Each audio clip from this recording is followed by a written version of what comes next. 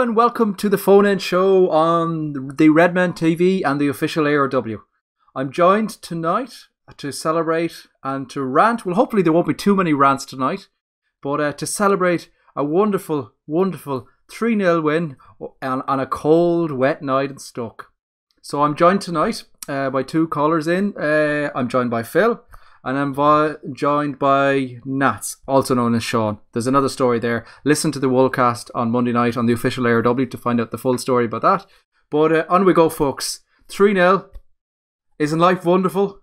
Reds are win / oranges. We smashed them apart. We held on to a lead. Salah came on and took over the world. You know, what more can I say? Happy, folks? Absolutely. Extremely happy. That's good to hear. Cold, wet night, windy night in Stoke. All you need is Mane and Salah. Absolutely, and it wasn't a wonderful just the way to watch the way we took the life out of their fans, out of their team, caused them to do a formation change halfway through the first half. Got them giving out of everything. Got the biggest sour face we've seen on Mark Hughes. You know, life was wonderful. Even got away. I love making Mark Hughes miserable. It's so much fun. Like a favourite pastime. Added to the ongoing list of fucking horrible faces on Mark. People we hate. Yeah, yeah, exactly. But you know, we did what we have to do, and you know, we started off. We made a lot of changes. Again, more changes again, and you know, they worked, folks, didn't they? The big Dom got his start, did pretty well. The other changes, you know, Chamberlain has settled into his role at the club. I can say nobody's talking about his price tag. Nobody's moaning about him, you know, not playing, how much we paid for him. Nobody's laughing at him from other clubs. We had, you know, we you know, you can argue about, we're not going to even go there, but you can argue we rested our skipper. We made a number of changes throughout, and yet there was a played better. We played better. Let's just get it out of the table. We played better without it. I'll rephrase that. Chan had a very good. I'd say one mistake aside, Chan had a very good performance in the middle of pitch. You know, right from the off, he got the ball, he drove on. Can I come in there for a second? Before the match, right, and I've said it on numerous occasions, right? Liverpool's best pairing in the middle of the park by a country mile is Chan and Gini together. And listen, Henderson's a nice guy and all, but anyone that's watching, like you I wasn't at the West Ham game as well, there was the two of them there. Anyone that sees Gini and Emre Can playing together, without completely a country mile, they're the best pair. Henderson shouldn't get a look in. Nice lad. I'm not going to run him into the ground or whatever, but just you have to, like, you see it again tonight. They seem to have a good understanding, like a front back. Like, one seems to attack, one seems to sit, and it seems to be a little bit more natural than Henderson. Yeah, I kind of argue this. I think the Chelsea game to an extent, and definitely this game, I think shows the value of Gini to the squad and to the team especially. It's that. Yeah. It's that he had hard, a fantastic game. Yeah, he had a brilliant game. It's that hard running, that little little bit of getting his arse in front, that bit of couple of runs that he makes just to spread the midfield across. Small little things to the naked eye don't look a lot, but by God, don't we hell miss them when he's not there. Do you know one of the things I really like today as well, which is probably a little bit Marmite, if I'm honest, but it was the yellow card for Alex Oxlade-Chamberlain. I loved having a player showing a little bit of fight, showing a little bit of bite back in him. Yeah. I think we really missed that. I'm not suggesting I want players get yellow carded all the time, but the guy had just clean shoved him over, so he stood up and shoved him back, and it's like, that's what you want. That's what you want someone to be doing, is showing a bit of fight, showing some balls. Yeah, no, Suarez, exactly. It is kind of Suarez-like. No, I actually said it at the time, I think I tweeted. You know, you could definitely argue, you know, it's not good to see a player losing his head and getting an unnecessary yellow card. But I kind of like that.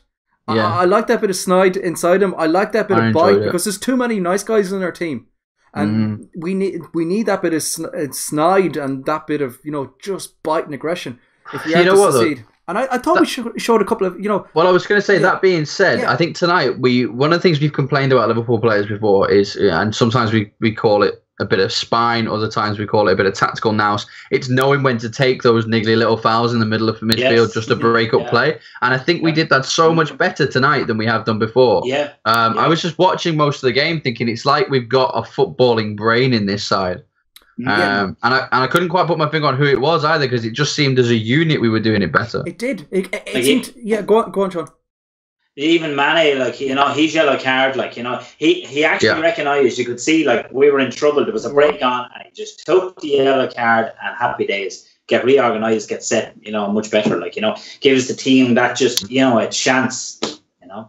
It was very. Overall, it was the right move as well. It was a perfect yellow card to take. Even Genie took one as well. Now that probably wasn't the worst one. That was more a little bit frustration, but yet there was a player running down the wing. It was a pretty, you know, it could have been a potential opportunity. What was the other one? Chan was the one for me, really. Yes, he made a big boo-boo. He lost the ball high up in the pitch when he shouldn't have had. He took too long on it. But he knew, he recognised that, pulled down, yellow card, that's it. I know. Speaking of yellow cards, we can't really let this one go by. You know, people are digging out the rule books. You know, saying, you know, is that the new rule? You know, where he says if the keeper makes a genuine attempt to make the ball. I don't know, folks. If that's the opposition goal, I thought that was a red card. Honestly, he denied a goal scoring opportunity. Sorry, it was a red card. It was a red card. It was a clear red card. Can you imagine if that was done against us? Oh my god! Oh yeah! Sure, it'd been fucking meltdown. Twitter. That's the exact kind of result that United. Twitter for about 2 weeks. Yeah. That's the exact kind of result United would get against us. De Gea would come out and take Mane's head off or something, and then just get a yellow card. No. But isn't it Lovren Moreno and Lovren Moreno Mingley? There's always it's one of them every game seems to just there's one fucking moment of whose turn is it tonight, lads? Pass the moron button. You have it tonight. Who got the short straw before the fucking? Yeah, but no. Look, I thought there was elements to that development on the team tonight. That bit of a professional edge. You know, we spoke about it with the kind of taking the yellow cards when we needed to. Yeah, but I think we're growing. It's interesting to watch the evolution of the team. Where, you know, we kind of started off under Klopp playing, you know, the heavy metal in your face, the big court, full court press with the ball, and on we go. And then, you know, we kind of tire after the 60-70 minute mark. Now we're seeing a little bit more sit back. It's a little bit more structured. You can even watch Gomez at time. Yes, he's that excellent attacking outlet, which he showed for the first goal. But there's times he sits in and plays as another third centre half. Really, at times, you know, we're sitting in. There's a bit more of an edge, a bit more of a development on the team, which is very pleasing, I have to say. And considering all the changes as well. Yeah, a bit more tactical now, like, especially away from home now. Moreno seems to be that outlet, and they seem to, like Gomez, you say, he goes kind of three across, then it's kind of a more compact, and then there's always kind of one sitting, and that's where I'm most critical of Klopp when he plays away from home, that he leaves it so open in front of a back four. You know, you have to, like, all the top teams have one. You have to need one sitting minding the house, like, you know. So then if a counter attack does come. You know, and I think there was only on the one occasion where they kind of got caught out tonight, where it was Can and Genie were up the field. That's when Can got his yellow card that time. Yeah, but, you know, in the course of 90 minutes, it's going to happen the other occasion. And there was one little ice in the first half as well, where Chamberlain comes back and makes that nick away. You know, he showed like there's players there now that look like they're developing into the overall structure. We made a lot of changes the weekend. We made more changes again today, but our performance and our style of play is staying very, very similar. There's been some developments of relationships as well, I've noticed, particularly tonight. I mean, but over the last few games as well. So one of the ones that really interested me and excited me, and I've been crying out for Dom Solanke to get more game time, and I was delighted he got his game tonight. I think it was the right game for him. I also think it was the right time for the team to be able to give Salah a bit of a rest as well. I agree. So, you know, kill two birds with one stone, and it was the right move. But he got the assist for the first goal, I'm sure he did, and it was a really clever bit of... We were talking about his hold-up play on the show on Monday, and he had his back to the goal, if I remember correctly. He held up the ball nicely, and he flicked it behind, which is when Mane got it to dink it over the keeper. So that was one relationship I was really pleased with. The other one, which I think is exciting for every Liverpool fan, is the relationship that Mo Salah and Mane seem to be forming together. They just seem to know where each other are. They know where to expect each other's runs. I think the goal that epitomises that, which was the best goal of the game for me by far, was Mane cutting into the line, dinking it across the back, and then Salah hit that gorgeous strike on the volley. You know, it was just but the whole goal was perfect because the only reason he had that ball in that position perfectly weighted at the right height in the first place was because of play done entirely by Mane from outside the box. Took his man out wide, cut him inside, just paced him, got to a line, and played the perfect ball. Perfect ball, perfect finish. Yeah, it was the perfect goal. It was fantastic to watch. I can't be the only one that jumped up and screamed when Salah. Oh no, not at all. Yeah. I was listening to Arabic commentary, and I'm pretty sure I made the same noises as the commentator. Salah. But like, we're running out of things to say about Salah, aren't we? Really, like he's just smashing every Liverpool stat there is. Long way continues. I think Martin Tyler said something similar about. I was going to say, I think Martin Tyler said something similarly about Luis Suarez. He said, "We're running out of superlatives for this boy. Mm-hmm. You know, we've lost. What else can we say to compliment him? We've said everything every game, and I know we shouldn't make the comparison because it's really wrong that we do that, but." The stats are quite similar, and he is. Yeah, of course I am, and he's showing that fight. He's showing that creative spark, and I think we've really lacked that since Suarez left. Yeah. There's probably a hell of a lot more to come from him as well. Though, there's times it's a little bit wasteful and stuff, and that's going to improve. You know, when he gets to know the players more and decision making. But like it's crazy. Like what 12 league goals, 2 assists, 17 in total. Like it's. I think the commentators on the Sky app thing were saying, wasn't this his 8th goal in 4 Premier League games? 8 and 4. 9 and 4. It's just he's just insane. He's got more goals already than the top Liverpool scorer for the last 4 seasons have, and it's only November. That's a crazy stat, isn't it?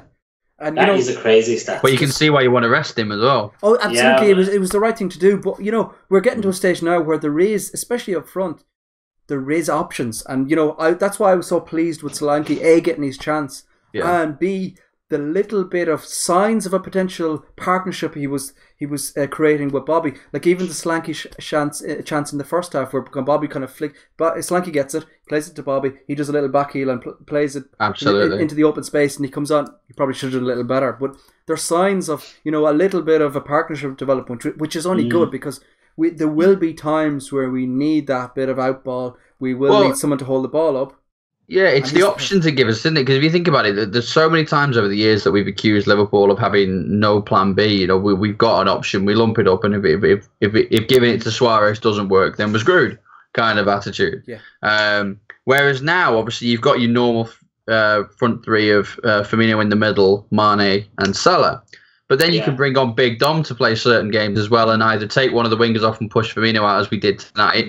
You could even, for certain games, go with Ox up there as well and put Salah through the middle like we saw the back end of the game the other day. So they're 3 very different attacking lineups using mostly the same players just in different contexts. And it gives us a different way of breaking teams down, which I think is fantastic, because it's almost cross-training them, isn't it? Because you're training them for almost different roles and different tactics, and that's only a good thing. Klopp loves that. He loves that the player that's not like an out-and-out winger, say. He likes the players that can play a number of different positions, and he regularly did it at Dortmund, where he would take a player. Yeah. Even Lewandowski, he played him as a number 10 for a season and a half. He hated it there, but it developed him into such a hell of a lot number 9 then when he moved forward, and he turned into one of the top strikers in Europe. So it is very pleasing, and I'm so happy with a number of performances tonight. Of course, it's Mane and probably Salah that will take a lot of the headlines, but for me, it's the performances of Chamberlain and Solanke, 2 additions to the squad. How they're just kind of settling in and giving us so many different options, and they can play different formations, they can play different positions. They're all like big, strong, aggressive players. It's very, very pleasing, and it's nice to see that little bit of the touch of Klopp being spread on them there, and loads of options, and isn't it so pleasing? It's a joy to watch when we play like we did tonight. Old-fashioned utility players. Exactly. What pleased me tonight as well was Klopp. He made 2 substitutions, and he made them at exactly the right time. Yes. Zip Stoke were just starting to get a little bit of a foothold. Milner come in, old head, calmed it all down. You know, I was really impressed with him when he came on, you know. Yeah. And I thought, and Firmino then kind of went back to his old self, you know, because it has to be difficult for him playing up top, you know, kind of a lone striker a lot of the time. And then Solanke come in. But then, you know, he got a new lease of life then as well, you know. So it was kind of like 3 substitutions in one, as well as the 2 boys coming on, you know. You know, Firmino's clicked in. Yeah, and it's the fear factor then of defenders who are tiring. They're pushing forward a little bit, trying to get into the game, and then they see Salah come on. Jeez, it must be absolutely a nightmare for centre-backs. It's time to Peter won't sleep for 2 weeks. No, like, because that was just a simple ball over the top, and you could see the panic in his face, the panic in his legs. Well, that third goal, he made it all himself, you know, and he got a little bit of luck with the defender, but you know, the old cliche stands true. You got to be in it to win it, and he was pushing that last defender and making him panic, and he made a mistake and he capitalised. I think the one that got me in the game wasn't actually one of our chances. It was Joe Allen absolutely smashing it over the bar from about 5 yards out. Poor old Joe. You know, he did us a favour tonight. Two sitters really. Well, what was hilarious was as he missed it, the ball's coming in. I'm like and then he smashes it over. I saw who it was, and then suddenly I felt relieved. Like, yeah, that makes sense. Thank God it was Joe. Holding his little hand under his arm, hitting the ball. For me, the moment that kind of summed up Stoke over the night and the way their look and everything was that bit of ping pong at the end where, you know, I think it comes back off the post, comes back off the crossbar, and then was it Diouf that booted it over? He has to be the worst striker. And then the we talked about bad players the other night. It's just a little bit of okay, fair enough, and then you kind of laugh. Do you know what, though? I'll say this. Stoke had a bad night, but they had a bad night because we made them have a bad night, and I think that's the important thing to remember here. This was Liverpool's tactics that did this to Stoke. Stoke didn't turn up playing shit. You know, they were up for tonight. You could tell they were up for tonight, and we just stopped them. I mean, there was a period in the second half around the hour mark where they had quite a lot of pressure. And I remember thinking to myself, if we can just get through this 10 minutes of pressure, we'll be fine because they're going to tire themselves out. And sure enough, they got tired. Salah came on not long after, and the rest is history, as they say, because they'd absolutely knackered themselves out in that 10-15 minute period. Yeah, and we're shown that bit of in-game intelligence. You know, we zipped the life out of their team and their fans at the start. They came into a bit, we got it back on, and we did the same, as you said, Klopp with the right timing of the substitutions, did the same, and, you know, I'm loving this bit of modern professional game management. Yes, game management, exactly that. Yeah, and it can only get better. You were saying like Peters there, like that time, you know, just straight through ball with Salah. Like the last time I seen panic in a face like that, I was watching a documentary last week where 2 lines were after fucking a wildebeest. The sheer panic. Like, actually, do you know what? It was just clearly. Oh, fuck. Do you know what it reminded me a lot of? Not the movement, because obviously there wasn't a bounce with this particular one, but with Vidic's face when he lets the ball bounce and Torres gets in behind him to score. It reminded me of that. It was just this pure. You just know in his head he's going shit. Is it good? It was like when Charlie Adam was brought on there, and you could see it. No, I don't want to be out here. I don't fancy this. You know, looking at the boss side. Cheers, boss. Yeah, thanks, Manny and Salah. Yeah, nah. But I think we'll wrap it up, folks. Just before we go, I just want to get your man of the match awards. Who you're going to give it to, and curious to see who it goes, because I know I've picked mine already. It's a substitute. I'll give you a clue. But, who's yours, Phil? Who's your man of the match? Do you know what? As good as he was, I'm still going to go for Mane. I think Mane's game management today was really good. I think he was at the heart of pretty much everything that we did right. He got the opening goal. Definitely got the second assist. I don't know who played Salah that ball, the third one. But Mane seemed to have a hand in pretty much everything tonight. So yeah, stop speaking sense and sensibility and all that. You can't rule out. You know, Sean here is going to help me out. You're going to say Salah as well, aren't you? As he says Mane. I'm not actually. I'm not going to go Mane either. We're going to go left wing. I'm going to go Jordan Henderson for Phil. No. Lovely. But look, I think we'll wrap it up there. Thanks for watching, folks. Make sure to like the video, subscribe to the Redmen TV, subscribe to the official ARW, and we will speak to you all very soon. Up the Reds!